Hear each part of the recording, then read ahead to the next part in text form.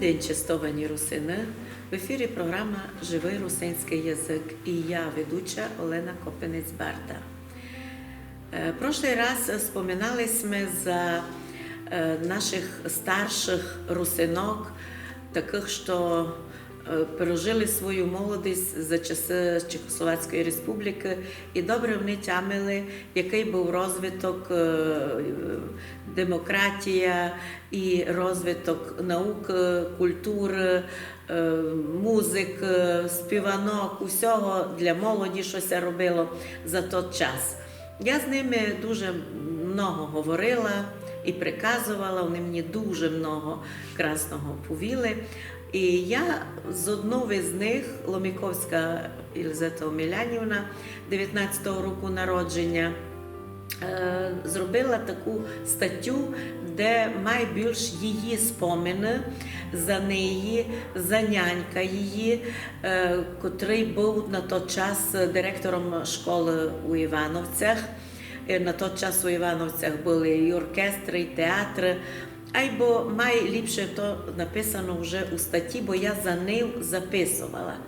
Ну то слухаємо. Називається так «Слово за нянька». Радуюся сьому світові уже, хвала Богу, 90-й год. Усяко бувало за живота. Було чомуся й порадувати, і перетерпіти много. Айбо й тепер обсталася оптимістка, силу духа давала ми кріпка віра, і цілоє життя согрівали жить в серці мислі за мого дорогого нянька. Не лему мою дітській в пам'яті сохранився, як любящий, добрий, терпеливий нянько, но й історії Закарпатського края лишив він глибокий слід, як талантливий педагог, правитель, общественний і культурний діятель. Хочу розказати за нього, бо з того дуже много можеш перейняти і поучитися молодим. Король Омелян Михайлович родився в селі Мала Чингава Виноградовського району, обучався в Ужгородській семінарії на півця-учителя. У 20 років почав учителювати і создав сім'ю, де з мамкою мали 7 дітей. Нараз треба подчеркнути, що сім'я від самого начала придержувалася кріпких традицій, порядку і режима, що було приміром і на той час, і по нинішній день лишилося як закон для мене, його доньки. Хочу повісти коло цієї статті, ось я не просто так вспоминав за короля Омеляна Михайловича, а тому, що його життя, його судьба, і учоба, і життя, і сімейне, і культурне, то було типічно для того часу, то не лише просто вона споминає за свого нянька, а тоді люди, просвітителі, ті, що робили з народом, вони многі йшли іменно цим путем. Далі продовжав. Здоровий образ жизни, дружелюбие, благоприятна психологічна атмосфера, трудолюбие і терпіння притягувало ньому як дітей, так і взрослих. Малих балував фіглями, а великих дарував науку і практичним совітом. Завто він був як няньо нам усім. При тому не був не старий, ушитко знав об'яснити і уложити в голову. Усяк, де робив, споминають його добрим словом. Май добре тямлю період, коли він був директором школи у Івановцях. При ньому вона була признана на першому місці в Закарпаттю по всім показателям. Як тепер вижу його сперед себе, середнього роста, кріпкої статури. Ціла школа утопала в цвітах, за котрими ухажував сам, у теплі, чистоті, порядку. Вставав у 5 годин, сам колов дрова. По заняттях 2-3 години писав у школі, далі проводив разнообразну, насищену і плодотворну діяльність.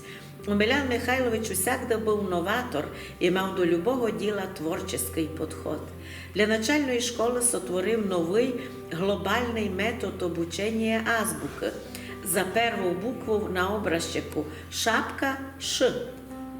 Його позиція як педагога, просвітителя і нравственного чоловіка була обозначена видаючимся будителем русином Олександром Духновичем і зводилася до одного – возрождення самосознання, свободи і достоинства русинського народу. Ідучи по стопам Духновича, нянько ясно виражав ідею про роль образування і воспитання у любім возрасті, бо русини гордилися і радувалися тому, хто вони є. Дуже много старався він для того, аби підняти їх образовательний, моральний і економічний уровень, і мав у тому ділі великий результат і успіх. Хоч прожив лим 50 років. Коли трагічно погиб, вулиці в Мукачеві були повні народа, бо помнили, тямили його як людину з великої букви. Кожне його добре слово підтверджалося й добрими ділами. Був такий сирота Скиба Антон Іванович. І я його тямлю добре, бо він учителював у педучилищу. Благодаря нянькові, що організував учителів грошима помочи сироті вчитися, він став потім вчителем музики і робив педучилище. Аби помочи односельчанам, сам завершив учобу і проводив вечірні господарчі курси, де вчив основам аграрних наук. Закончив сам фельдшерські курси, навчився сам спасати навесні корови. Організував курси варення, де моя мамка вчила дівочок, як добре варити і вести газдівство. Русинський народ має твердо стати на ноги, і Омелян Михайлович основує кредитне довжество, де люди на вигодних условіях могли брати позичку і ставати економічно независимими. І так піднімався і укріплявся їх моральний дух. Високі моральні цінності подержувалися і направленістю, і содержанням досуга. На той час нянько організував дитячу бібліотеку, руководив хором, оркестром, котрі постійно виступали на студентських балах, на праздниках Святого Ілія і Святого Миколая. Була традиція і на 1 мая, серенади дівчатам. Можу повісти, що ця традиція сталася і дотепер. І з усієї округи, з музикантами, інструментами Омелян Михайлович був рядом з молодими хлопцями. Було усе, і хліб, і вино, і солонина, або нянько так урядував, аби то було до розума, і ниткося не напивав. Сяк делікатно і розумно відповідав на вопроси жони. Чого не йде межі молоді люди на усі мероприятия? Дуже протестував проти п'янства і не терпів брехню. На цю тему писав і п'єси. Наш студентський театр мав усе представлення на праздники. П'єса «Верховенська кров» мала великий успіх. Дуже хотів нянько Дом культури у селі. Достав на то діло 100 тисяч корун, айбо на землі Берова йому не дозволили построїти проти школи, бо близько була корчма, і комусь то заважало. Найшлися противники, комусь не спарувало, і нянько тут і гроші вернув назад. Загалом не признавав ні лінивих, ні пустельників, ні всяку пустоту. А про свята мушу спомнити, а яка безподобна красота була на Рождество задумав чудесне.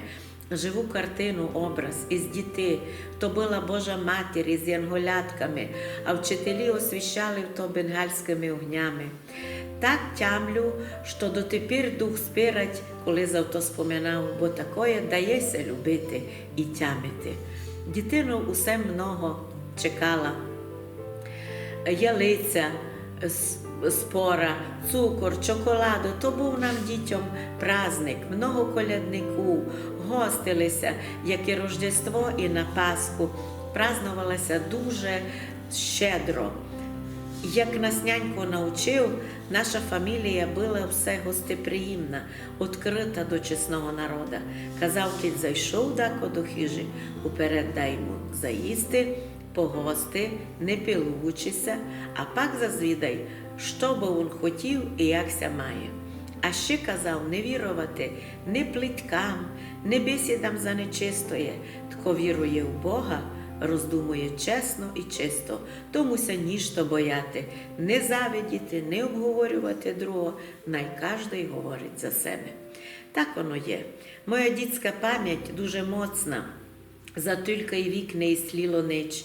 І як зустрічав нянько з автобуса пішки 2 кілометри, повивав теплим кистеменом і путем розказував за всякої чудесної, за світ, що знав.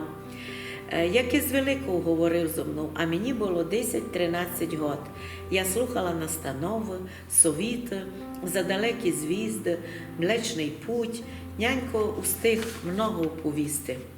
Ото розумної і вічної сокотилам за живота, цілим путем ідучи. Оно давало ми кріпости, сили, ясності розума на усякий час і случай. А мож повірувати, що усяких трафунків було доста і ушитко.